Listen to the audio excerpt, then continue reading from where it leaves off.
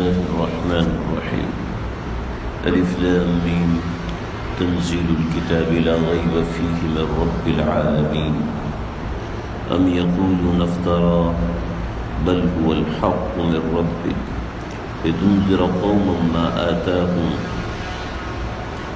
آتاهم من نذير من قبلك لعلهم يهتدون۔ سورہ سجدہ آیت نمبر 1، 2 اور 3 ہے۔ سورت کا تعارف میں نے کل ذکر کر دیا تھا۔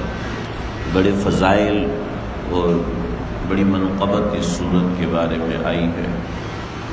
در منصور میں روایت ہے، آپ علیہ السلام نے فرمایا، کسی صحابی کا قول ذکر ہے کہ ایک صاحب جو کہ عام طور پہ گناہوں میں ملوث تھے، کثرت سے یہ سورت تلاوت کیا کرتے تھے۔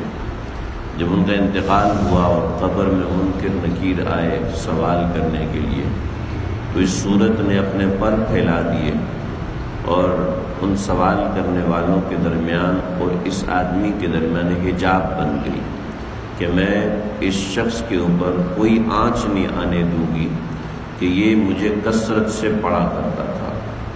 ایک اور روایت میں ہے کہ یہ اللہ کے دربار میں حاضر ہو کے کھڑی ہو جائے گی اور کہے گی کہ جب تک آپ اس سورت کے پڑھنے والے کو بخشیں گے نہیں، اس وقت تک میں اس کے اوپر حجاب بن کے بیٹھی رہوں گی۔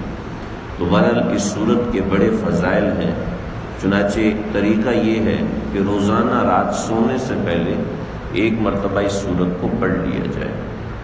یہ سورت ہے اور سورہ ملک ہے، ان دونوں سورتوں کی تلاوت آپ صلی اللہ علیہ وسلم سونے سے پہلے ضرور کیا کرتے تھے، بخاری شریف میں روایت ہے۔ الف لام میم تنزیل الکتاب لا ریب فیہ من رب العالمین۔ الف لام میم یہ حروف مقطعات ہیں، اور حروف مقطعات کا معنی اللہ نے کسی کو بھی نہیں بتایا، اس کا کوئی معنی ذکر نہیں کیا گیا۔ البتہ ایک تعویل ہمارے بزرگوں نے کی ہے کہ تعویل یہ ہے کہ الف با تا ثا یہ حروف تہجی ہیں، الفابیٹکس ہیں عربی کے، تو انہی الفاظ کو جوڑ کر اللہ تعالیٰ نے قرآن مجید کو تیار فرمایا ہے۔ تو یہ الف، یہ لام، یہ میم، یہ مختلف حروف ہیں، آپ کے سامنے ہیں۔ ان حروف کو جوڑ کر ہم نے قرآن مجید کو بنایا ہے، چنانچہ تمہارے پاس بھی یہی حروف ہیں، تم بھی ایسا بنا کے دکھاؤ۔ اگر نہیں بنا سکتے تو سمجھ لو کہ یہ اللہ کی طرف سے ہے۔ چنانچہ قرآن مجید میں سورہ روم کے علاوہ جہاں پر بھی حروف مقطعات ذکر ہوئے ہیں، ان حروف مقطعات کے بعد اللہ رب العزت نے کتاب کا ذکر کیا ہے، قرآن مجید اور کلام کا ذکر کیا ہے۔ چنانچہ الف لام میم تنزیل الکتاب، آگے پھر کتاب کا ذکر، تو یہ قرینہ ہے، معنی اس کا کوئی بیان نہیں کیا ہے، اس کا علم اللہ اور اس کے رسول جانتے ہیں۔ تنزیل الکتاب یہ کتاب اتاری ہے، نازل کردہ ہے، ایسی ہے کہ لا ریب فی، اس میں کوئی شک نہیں، اس میں کوئی شبہ نہیں، اس کے تمام دلائل برحق ہیں، ان کے تمام دلائل براہین اور اس کے معانی، اس کے کلام، اسی طریقے سے اس کی بلاغت، اسی طریقے سے اس کے طرز میں، اس کے بیان کردہ واقعات میں، اس کے بیان کردہ پیشن گوئیوں میں کسی طرح کا کوئی شک نہیں، کوئی شک نہیں۔ چنانچہ جب حضرت یوسف علیہ السلام نے عزیز مصر کے خواب کی تعبیر بتائی، تو لوگوں نے کہا کہ آپ جو خواب کی تعبیر بتا رہے ہیں کیا ایسا ہونے کی امید ہے؟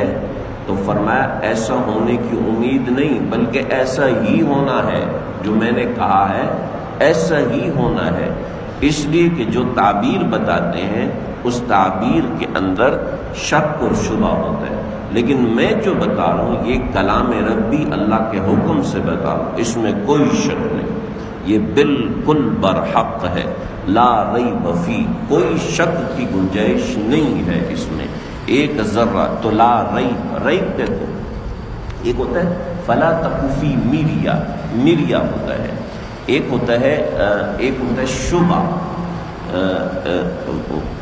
ان کنتم فی شک منہا، ایک ہے شک اور ایک ہے میریا۔ شک کہتے ہیں یار آج کتنی تاریخ ہے، 21 ہے ربیع الاول کی یا 22، یہ شک ہے، دو باتوں میں شک ہونا شروع ہو جائے کہ آج کون سی تاریخ ہے، یہ ہے یہی، یعنی آدھا دماغ ادھر ہے اور آدھا دماغ ادھر ہے، آدھا خیال اس طرف ہے آدھا خیال اس طرف ہے، اس کو کہتے ہیں شک۔ اور ایک کہتے ہیں میریا۔ میریا ابھی میں تاریخ لکھ کے ہوں 21 ربیع الاول، تو کسی نے کہا بھائی 20 ہے، 20 ہے نہیں 21 ہے، تو مجھے شک ہوا یار شاید میں نے غلط لکھا ہو، تو یہ جو مجھے تھوڑا سا شک ہوا اس کو عربی میں کہتے ہیں میریا۔ اور ایک ہے کہ انسان کی آنکھوں کے سامنے یار دن ہے، تو دوسرا کہ دن نہیں یار شام کا وقت ہو، نہیں دن ہے نہیں شام، تو یہ جو مجھے شبہ میں ڈالنے کی کوشش کی جا رہی ہے، یعنی جو چیز میری آنکھوں کے سامنے جس میں میں دھوکہ کھا نہیں سکتا، پھر بھی وہ مجھے کہہ رہے پاگل بنانے کے لیے، لیکن مجھے نہیں، تو یہ جو پیدا کرنے کی کوشش کر رہا ہے اس کو عربی میں کہتے ہیں ریب، یعنی اتنا سابش، یہ میں آنکھوں سے دیکھ رہا ہوں، مجھے شک شبہ نہیں ہو سکتا، لیکن پھر بھی کوئی بندہ میری آنکھوں پہ ہاتھ رکھ کے مجھے پردے میں ڈالنے کی کوشش کرے، یہ ہوتا ہے ریب۔ قرآن مجید میں یہ ریب بھی نہیں، یعنی شک بہت بڑی چیز ہے، میریا اس سے چھوٹی چیز، ریب اس سے بھی کم چیز ہے، لا ریب فی، ریب بھی نہیں، یعنی اتنا سا بھی شبہ نہیں ہے کہ آنکھوں سے دیکھتے ہوئے کبھی کبھی انسان کو دھوکہ ہو جاتا ہے، وہ بھی نہیں ہے، لا ریب نہیں، اس میں ذرہ برابر شک کی گنجائش نہیں، شبہ کی گنجائش نہیں ہے۔ شک اور شبہ بتاؤ ایک بڑے لفظ ہے، ریب بالکل معمولی قسم کا رکھنا ہوتا ہے، اس کو لا ریب، اس میں کوئی شک نہیں، اس کے بیان کردہ واقعات، اس کے بیان کردہ عقائد، اس کے بیان کردہ حقائق میں کوئی شک نہیں۔ کیوں شک نہیں ہے؟ وجہ اس کی میں رب العالمین، یہ رب العالمین کی طرف سے، اتنے بڑی ذات کی طرف سے، تو اس میں شک ہو بھی کیسے سکتا ہے؟ ہو سکتا ہی نہیں۔ اور اگر کسی کو شک ہے تو سمجھ لو وہ دائرہ ایمان سے خارج ہو گیا، اگر کسی کو شبہ ہے تو وہ دائرہ ایمان سے خارج ہو گیا، نکل گیا وہ دائرہ ایمان سے۔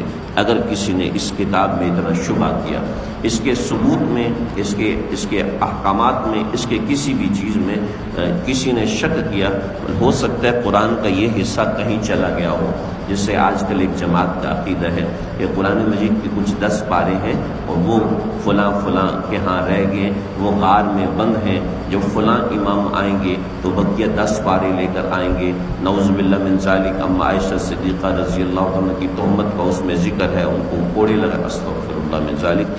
تو ایسی بات کریں یعنی جس سے کہ قرآن محفوظ ہے ہی نہیں، تو یہ ایک شک کی بات ہے، جو شک میں قرآن مجید کے بارے میں پڑھ گیا وہ گیا۔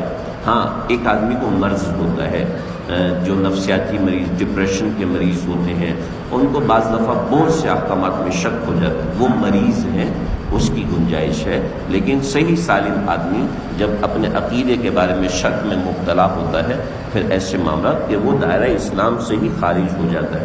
چنانچہ ایک ایسا مسئلہ ہے جس کی وجہ سے انسان شک میں پڑ جاتا ہے، اللہ کی ذات کے بارے میں شک میں پڑ جاتا ہے، مسئلہ تقدیر کے بارے میں شک میں۔ آپ صلی اللہ علیہ وسلم آئے، آپ کے پاس 2 کتابیں تھیں، آپ نے فرمایا یہ 2 کتابیں وہ ہیں کہ اللہ رب العزت نے تمام انسانوں کے بارے میں لکھ دیا کہ یہ مسلمان ہے، یہ کافر ہے۔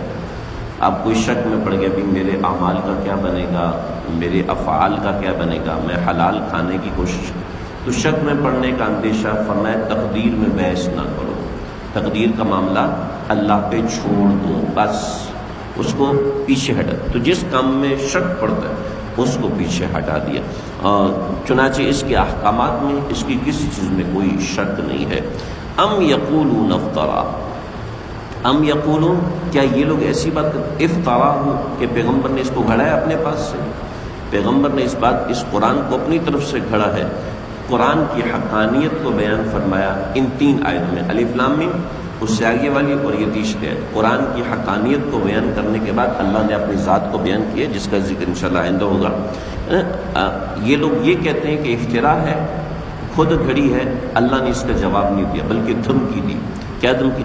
بل هو الحق من ربک، یہ حق ہے تیرے پروردگار کی طرف سے، مانتے ہو تو مانو ورنہ دائرہ اسلام سے خارج ہو جاؤ، ورنہ دائرہ کفر میں چلے جاؤ۔ لتنذر قوم ما آتاہم من نذیر، تاکہ آپ ڈرائیں ایسی قوم کو جن کے پاس کوئی ڈرانے والا نہیں آیا، من قبل کا آپ سے پہلے، لعلہم یہتدون، تاکہ یہ لوگ ہدایت پائیں۔ بات یہ ہے کہ خطہ عرب کے اندر براہ راست کوئی پیغمبر نہیں آیا سوائے حضرت ابراہیم علیہ السلام ہجرت فرمائی، اور ہجرت فرما کے حضرت ہاجرہ اور حضرت اسماعیل کو حرم میں چھوڑا۔ حضرت اسماعیل یہاں پر تشریف لائے ہیں، براہ راست کوئی پیغمبر یہاں پر مبعوث نہیں ہوا سوائے حضرت اسماعیل علیہ السلام کے، یعنی حضرت اسماعیل کے بعد کوئی پیغمبر مبعوث نہیں ہوا۔ وگرنہ تو ایسی بھی روایات ہیں کہ حضرت نوح علیہ السلام کو دفن کیا گیا تھا کعبۃ اللہ کے صحن میں، اور اسی طریقے سے 4000 انبیاء کو کعبۃ اللہ کے صحن میں دفن کیا گیا۔ ایسی بڑی مضبوط روایت ملتی ہیں، سیرت حلبیہ میں بھی ہیں اور بھی کئی مقامات پر ہیں۔ تو یہ بھی یہاں تک ذکر ملتا ہے کہ جو حتیم ہے، حتیم کی جو جگہ ہے یہ ہجر اسماعیل کہلاتی ہے۔ حضرت اسماعیل علیہ السلام کا یہیں پر انتقال ہوا، یہیں مدفون ہوئے، لیکن یہ کمزور روایات ہیں۔ تو دیگر انبیاء بھی آئے ہیں، لیکن قوم کی طرف بعثت کے اعتبار سے حرم شریف میں تمام انبیاء آئے ہیں، اور تمام انبیاء نے حج کیا اور وہ حرم میں ہی کیا ہے۔ لیکن جو مبعوث ہوئے تھے وہ حضرت اسماعیل مبعوث ہوئے تھے، جو امت کو سمجھانے کے لیے۔ اس کے بعد جتنے بھی انبیاء آئے وہ شام کے اندر آئے۔ سبحان الذی اسری بعبدہ لیلا من المسجد الحرام الی المسجد الاقصی الذی بارکنا حولہ لنریہ، کہ جس کے دائیں بائیں علاقے، آگے پیچھے کے علاقے میں ہم نے برکتیں رکھی ہیں۔ چنانچہ آپ صلی اللہ علیہ وسلم نے دعا فرمائی، اللہم بارک لنا فی شامنا، اللہم بارک لنا فی شامنا، اللہم بارک لنا فی شامنا، 3 مرتبہ آپ نے دعا فرمائی، اے اللہ شام میں برکت، کیونکہ شام میں انبیاء کثرت سے آئے ہیں۔ تو جتنے انبیاء آئے، حضرت ابراہیم علیہ السلام، حضرت اسحاق علیہ السلام، حضرت یعقوب، حضرت زکریا، حضرت داؤد، اور اسی طریقے سے بیڑی چلتی ہے حضرت عیسیٰ علیہ السلام تک۔ تو جتنے انبیاء آئے وہ سارے شام کے علاقوں میں آئے، فلسطین کے علاقوں میں آئے۔ عرب کے اندر یعنی مکے کے اندر جو عرب کا مرکز ہے، وہاں صرف حضرت اسماعیل آئے، اور اس کے بعد آقا علیہ السلام تشریف لائے۔ تو یہ پوری ایک تاریخ ہے، اور بڑی زبردست ایک تاریخ ہے قصص الانبیاء کے حوالے سے۔ عاد اور سمود ہیں، ان کے بارے میں ذکر ہوتا ہے کہ ان کا عرب سے تعلق تھا، لیکن وہ عرب البعیدہ ہو گئے۔ بعیدہ میں 3 یعنی عرب کی 3 قسمیں۔ بعیدہ کا مطلب ہے جو ناپید ہو گئے، جن کا کوئی خیر خبر نہیں، قرآن نے خبر دی تو دی، ورنہ کسی اور کو اس کی خبر نہیں۔ بقیہ عرب کے اندر حضرت اسماعیل مبعوث ہوئے تھے، اس کے بعد آپ علیہ السلام آئے۔ تو یہ ہے ما اتاہم من نذیر من قبل، کہ آپ سے پہلے کوئی پیغمبر ان کے پاس نہیں آیا۔ اس سے مراد یہ ہے، بعض حضرات نے کہا کہ حضرت عیسیٰ علیہ السلام سے لے کے آپ علیہ السلام کا جو زمانہ تھا وہ فطرت کا زمانہ تھا، تو اس لیے آپ صلی اللہ علیہ وسلم کی بعثت 610 برس کے بعد ہوئی تھی، تو اس وجہ سے اس کی طرف اشارہ کیا۔ تو یہ 3 آیات قرآن کی حقانیت اور آپ صلی اللہ علیہ وسلم کی حقانیت کے بارے میں، اس کے بعد توحید کا ذکر ہے، انشاءاللہ ذکر اللہ سمجھتے ہیں۔